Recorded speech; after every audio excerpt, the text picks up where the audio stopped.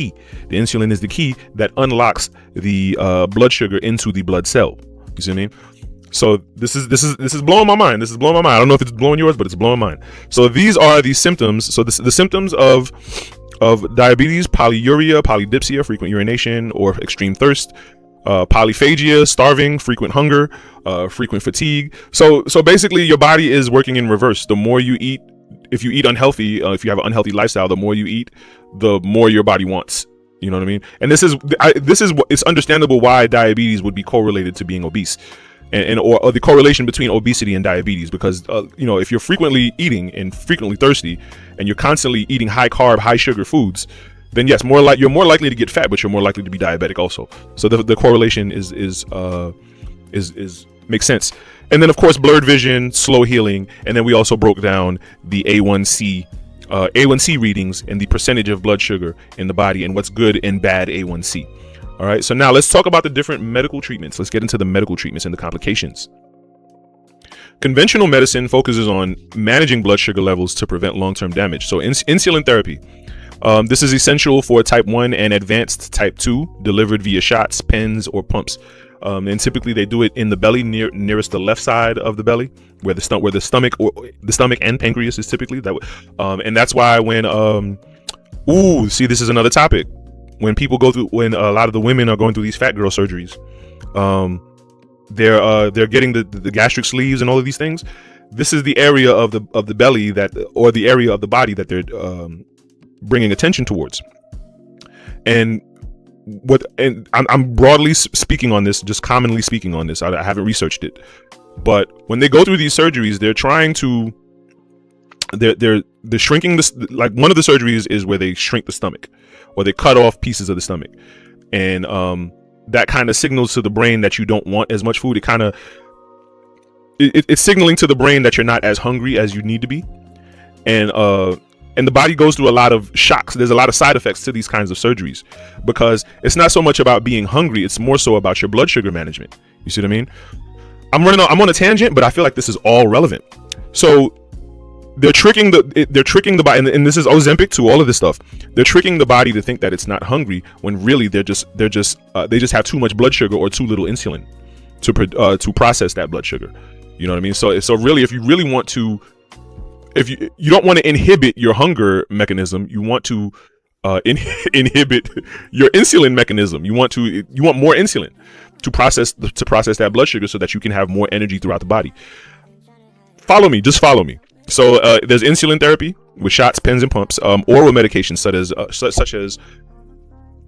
as metformin, which reduces the amount of sugar the liver produces and improves insulin sensitivity. This is especially for people with high cortisol, because remember, cortisol, the kidneys and the liver have to work together to cleanse the blood of salts and sugars, right?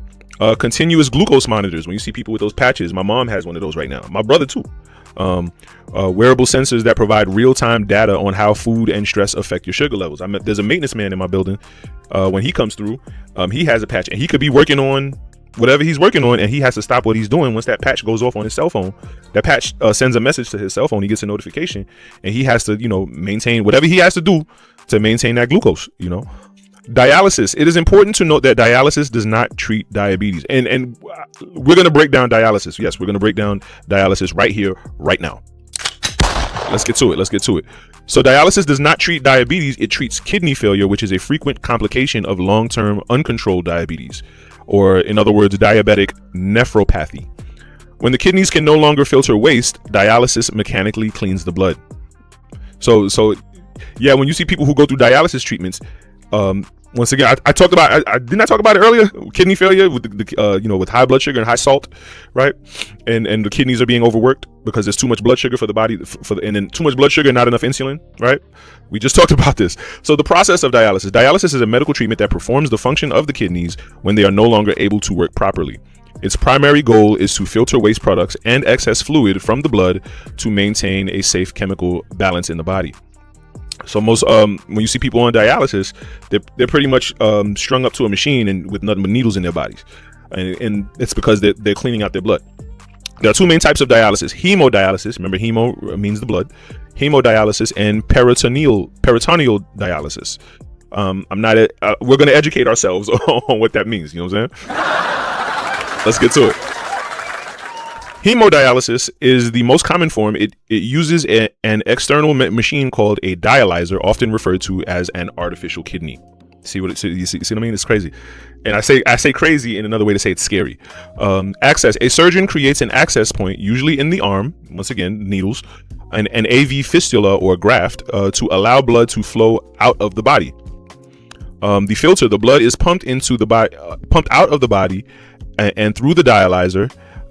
Inside the blood stays on one side of a semi-permeable membrane, while a special cleaning fluid, dialysate, flows on the other. So you'll have one bag of blood and then another bag of dialysate, and you have to do this periodically for the rest of your life, depending on how serious your diabetes is.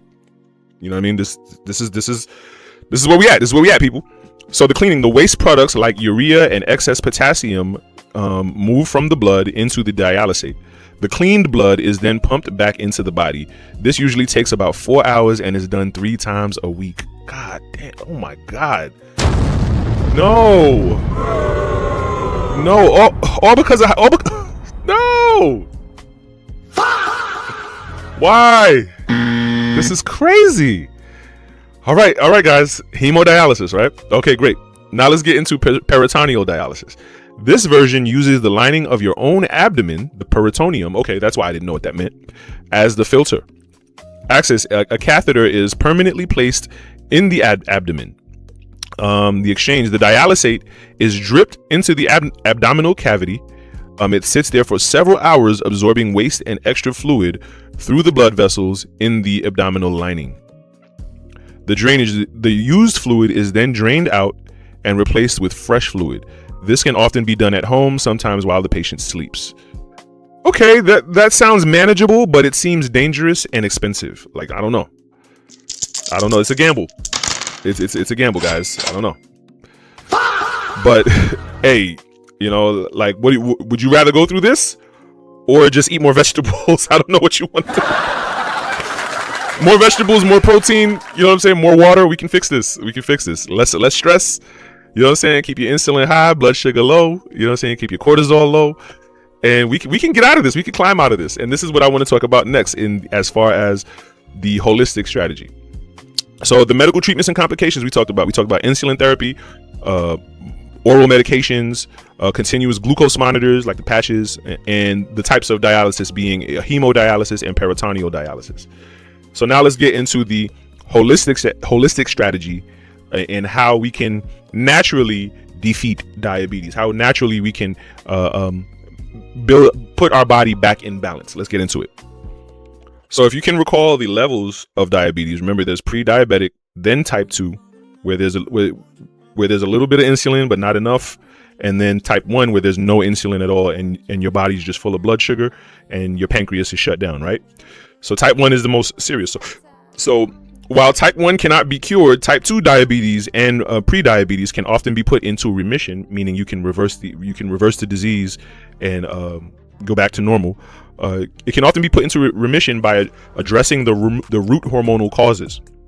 So in metabolic nutrition, if you prioritize protein about 30 to 40 grams per meal and fiber, i.e. vegetables, let's talk about it. And please party people, broccoli is not the cheat code. All right, broccoli is not the shortcut. You got to expand. You got to do some cabbage. You got to do some spinach, kale. You know what I mean? All the different types of cabbage, arugula, Brussels sprouts, asparagus. You got to expand. Broccoli is not the cheat code. It's just a gateway drug. All right, come on. Let's stop kidding yourself, calling yourself eating vegetables just because you ate some frozen broccoli out of a bag.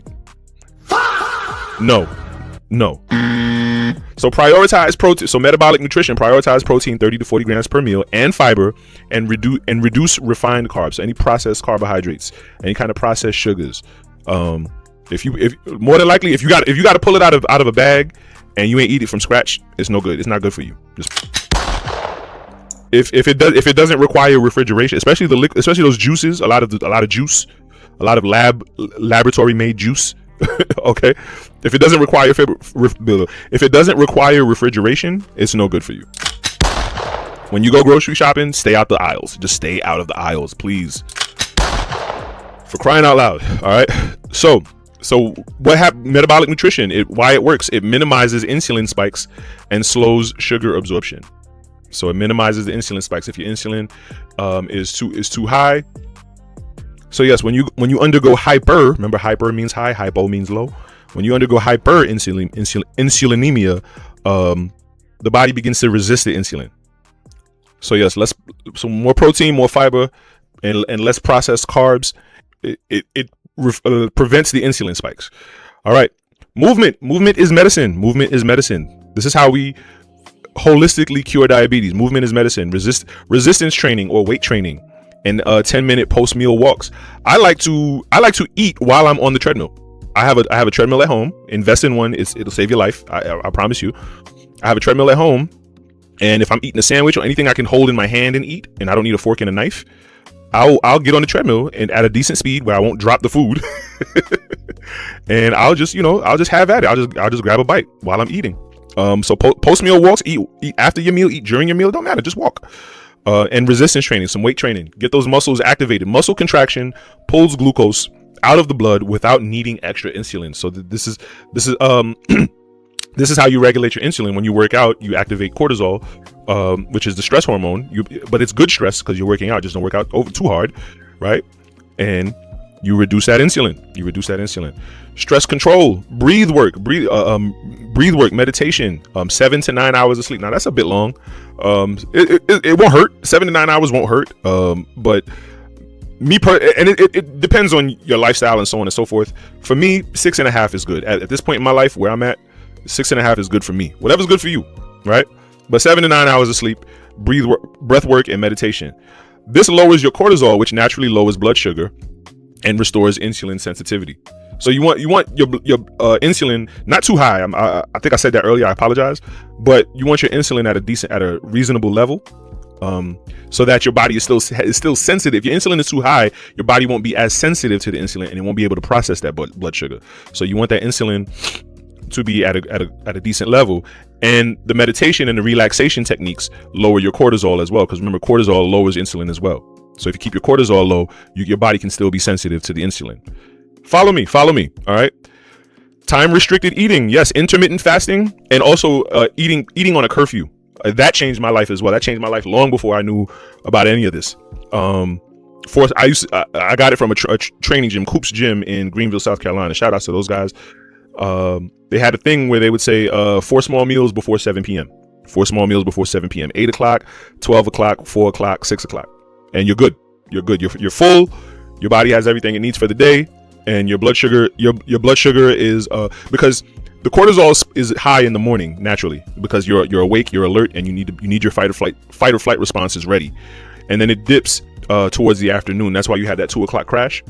And so if you're constantly keeping your blood sugar level throughout the day, you can beat that 2 o'clock crash and still have and your insulin can still be receptive because your cortisol is lowering in the first place. Follow me. So time restricted eating, intermittent fasting, and eating curfews. This gives the pancreas a rest. Yes, give the pancreas a rest and allows baseline insulin levels to drop. Yes, because you need that throughout the waking day.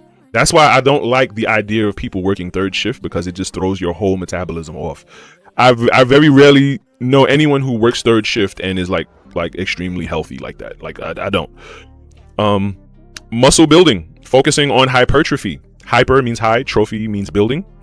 So building lean mass, focus on hypertrophy. The muscle acts as a glucose sink, soaking up excess sugar even at rest. So when you build muscle, when you lift weights, you reduce the effects of high blood sugar and eventually diabetes. So the holistic strategies type 1, the holistic type strategies: metabolic nutrition, movement, any kind of movement, just simple. It doesn't necessarily have to be working out. Just stay on your feet. Just keep moving. You keep that blood sugar down. Metabolic nutrition, movement, stress control, breathwork, meditation, etc. Time restricted eating, and muscle building. Yes. So diabetes is not just a sugar problem. It is a system-wide energy management problem. By lowering the demand for insulin and reducing the stress push from cortisol, many people can restore their metabolic flexibility and achieve non-diabetic blood sugar levels naturally. Remember that A1C needs to be less than or equal to 5.6. And I don't know, somebody was telling me it was different, but keep that A1C down, remember? So yes, many people can restore their metabolic flexibility and achieve non-diabetic blood sugar levels naturally. All right. And it's possible. We can do this, guys. We can do this together. We can do this together. It can happen. And whoever has ears to hear will hear. Whoever has ears will hear this. And I hope this can do for you, if not the same and more than what it did for me. You know what I mean? Because, like I said, I don't know you, but I love you because I love me. So there you have it.